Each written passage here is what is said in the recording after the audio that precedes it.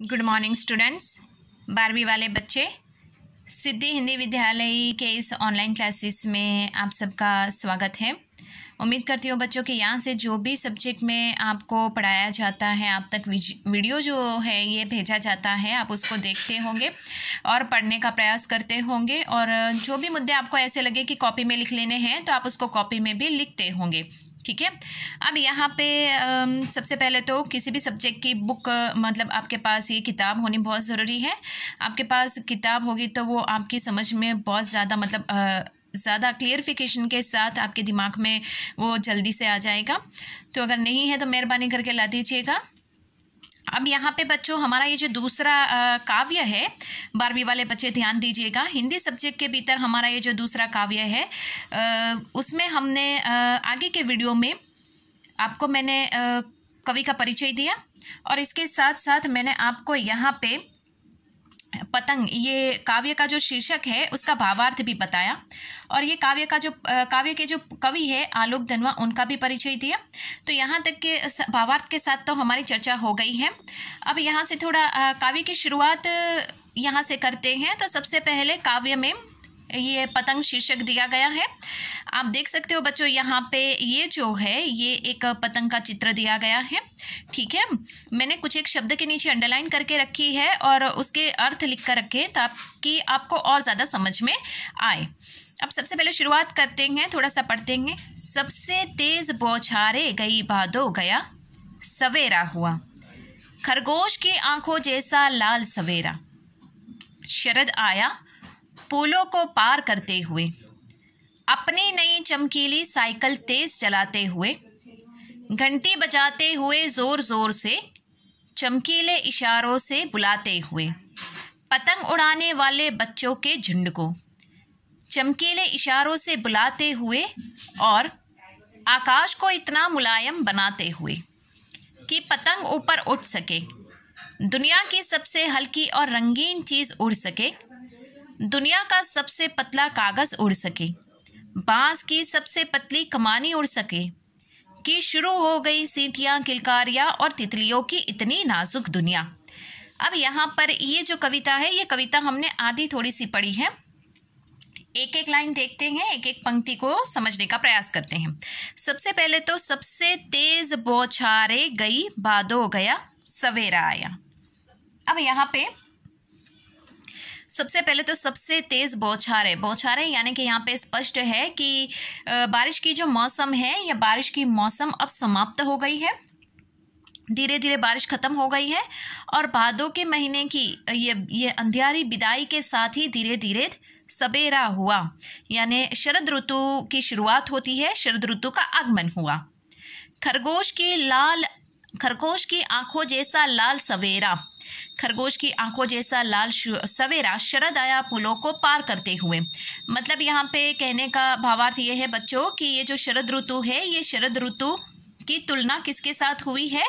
खरगोश। यहाँ पे शरद ऋतु है, ये शरद ऋतु अब उसका आगमन हुआ है और जैसे ही शरद ऋतु का आगमन होता है, चारों ओर का वातावरण बहुत ही सुंदर दिखाई देता है।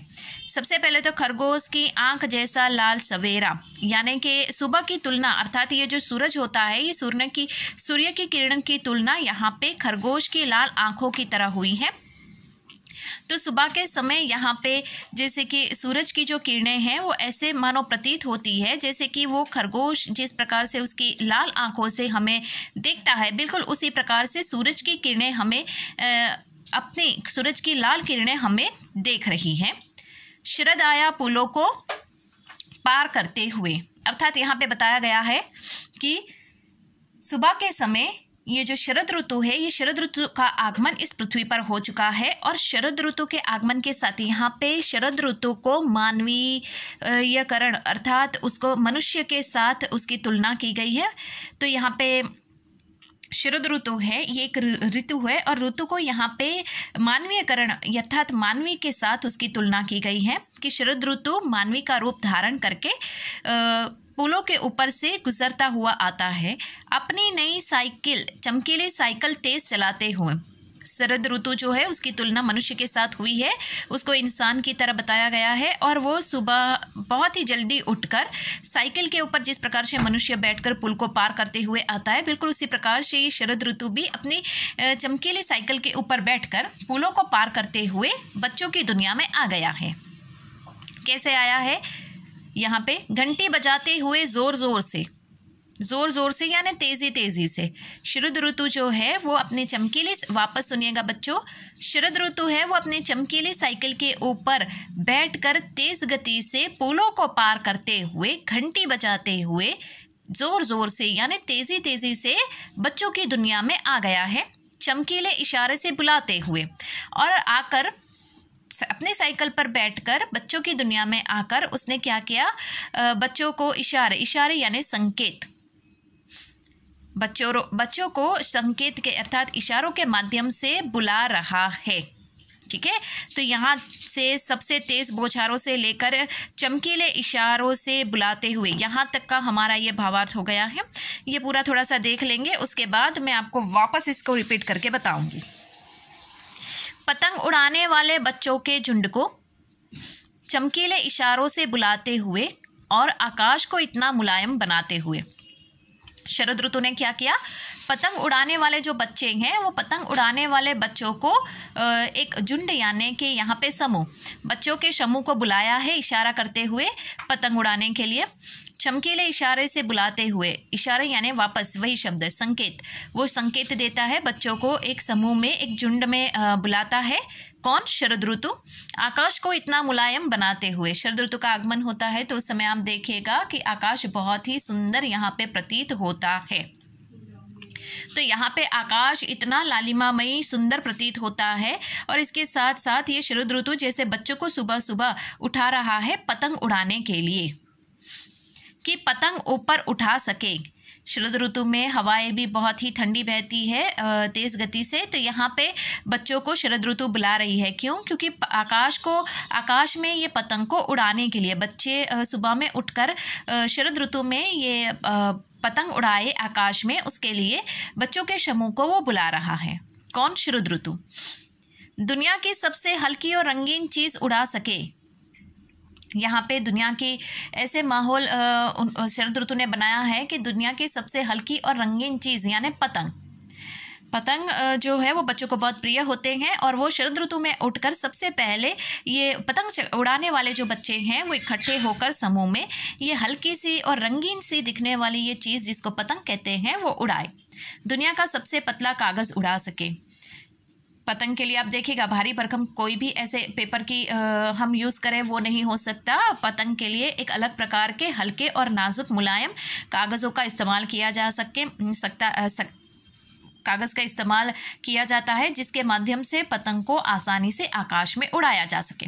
अगर भारी भरकम हम कागज़ का इस्तेमाल करेंगे तो उससे जो पतंग बनाई जाती है बच्चों, तो वो आकाश में वज़न उस कागज़ का होने के नाते वो नहीं उड़ पाएगा। इसके लिए यहाँ पे कहा गया है, हम देखिएगा पतंग का कागज़ जो होता है वो अलग प्रकार का होता है, पतला सा, नाजुक सा, मुलायम सा।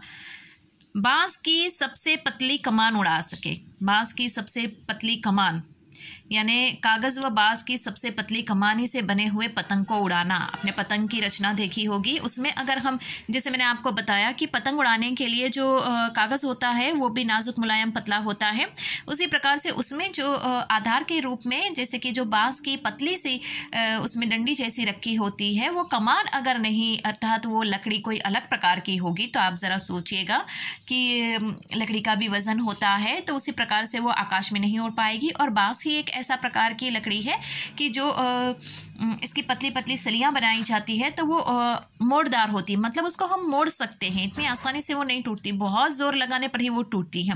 इसके लिए बाँस की जो पतली सी ये डंडियाँ होती है उसका इस्तेमाल पतंग की कमानी में किया जाता है ताकि पतंग आकाश में जाकर स्थिर रहे, यहाँ वहाँ हिले डुले ना, गोते ना खाए।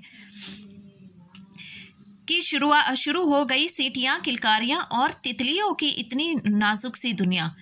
ये शरद ऋतु बच्चों को उठाकर कागज़ मतलब अर्थात यहाँ पे पतंग उड़ाने के लिए कहते हैं, और पतंग उड़ाने के साथ साथ ही हमें बच्चों की जैसे आकाश में जैसे कि पतंग उड़ते हैं और बच्चे किस प्रकार से खुशखुशाल होते हैं, सीटियाँ बजाते हैं, किलकारियाँ हंस हंस के अपने अपनी मस्ती जो है वो प्रकट करते हैं और ऋतुओं में रंग बिरंगी तितलियाँ भी दिखाई देती हैं। उस समय आकाश में सुंदर सी, कभी कभी देखिएगा कि शरद ऋतु में ये सुंदर सी तितलियाँ भी आकाश में उड़ती हुई दिखाई देती हैं।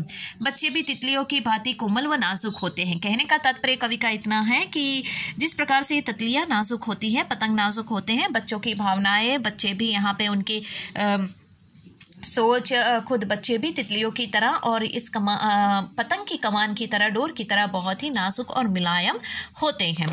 तो बच्चों यहाँ पे वापस ये जो है उसकी पूरे ये भावार्थ की चर्चा, ये जो हमने काव्य पढ़ा उसके भावार्थ की चर्चा हम दूसरे नेक्स्ट वाले वीडियो में हम उसकी करेंगे।